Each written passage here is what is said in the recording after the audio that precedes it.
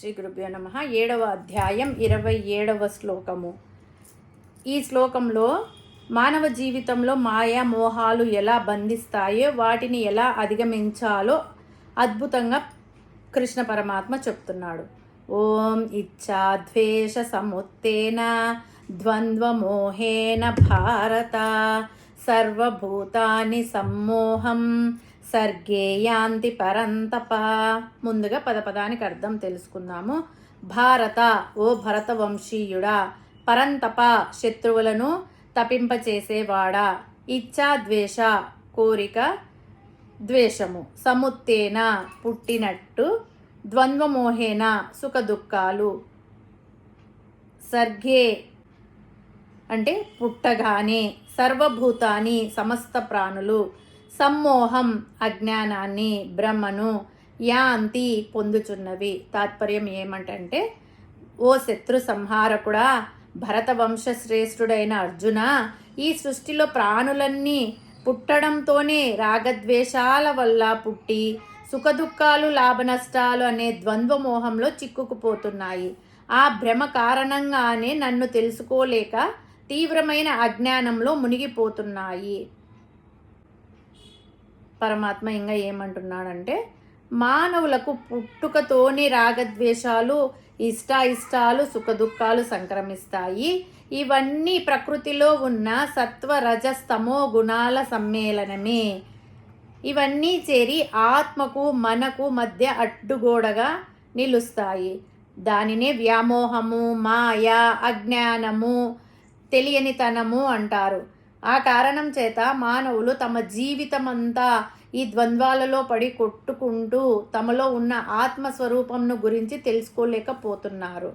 తమలో ఉన్న ఆత్మానందాన్ని విడిచిపెట్టి సుఖం కోసం, ఆనందం కోసం బయట వెతుక్కుంటూ ఉంటారు.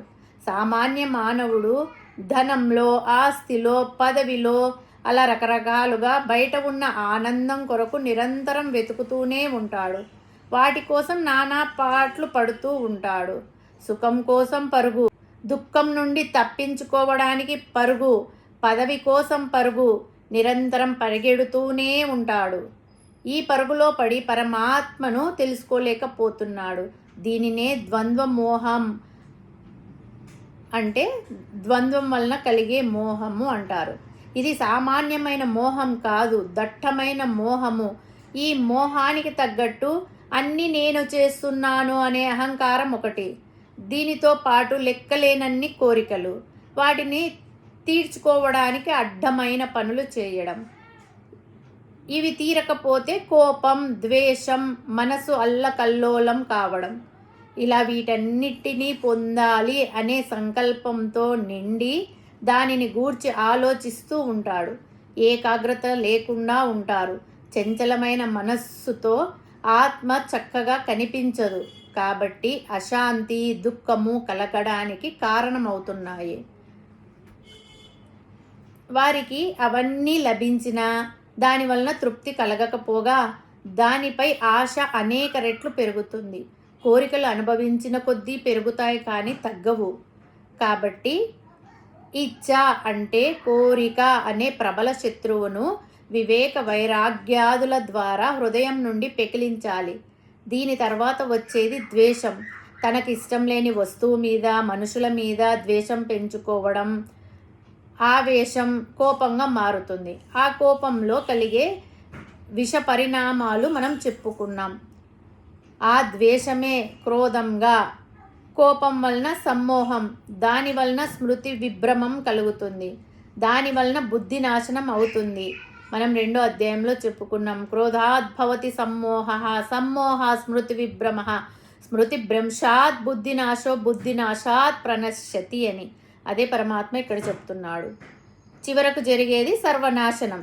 కాబట్టి జీవుణ్ణి అధఃపాతాళానికి హేతువైన ఆ ఇచ్చా ద్వేషములనే పరమశత్రువులను సర్వము భగవత్ స్వరూపము అను వివేకంతో ఆధ్యాత్మిక యుక్తుల చేత పారద్రోలి ఈ పరమశాంతిని అనుభవించాలి. సర్గే అని చెప్పడం వలన తల్లి గర్భము నుండి పుట్టినప్పుడే అజ్ఞానం వచ్చి చేరుతుంది అని. యవ్వనంలో కానీ వార్ధక్యంలో కానీ రాదని స్పష్టమవుతుంది. జీవుడు పుట్టక ముందే భగవంతుణ్ణి స్మరిస్తానని ప్రార్థిస్తాడంట. కానీ భూమిపై పడగానే మాయా, బంధనాలు, మోహము ఆవహిస్తాయి. కాబట్టి బాల్యము నుండే పరమాత్మ తత్వమును తెలుసుకొని అజ్ఞానమును పోగొట్టుకునేవారు ధన్యులు. మనిషి తన మనసులోని రాగద్వేషాలను అదుపులో ఉంచుకొని సమస్థితిని అలవాటు చేసుకున్నప్పుడే ఈ ద్వంద్వ మోహం నుండి బయటపడి జీవితంలో నిజమైన ఆనందాన్ని, పరమాత్మ తత్వాన్ని సాధించగలడు. హరి ఓం తత్సత్.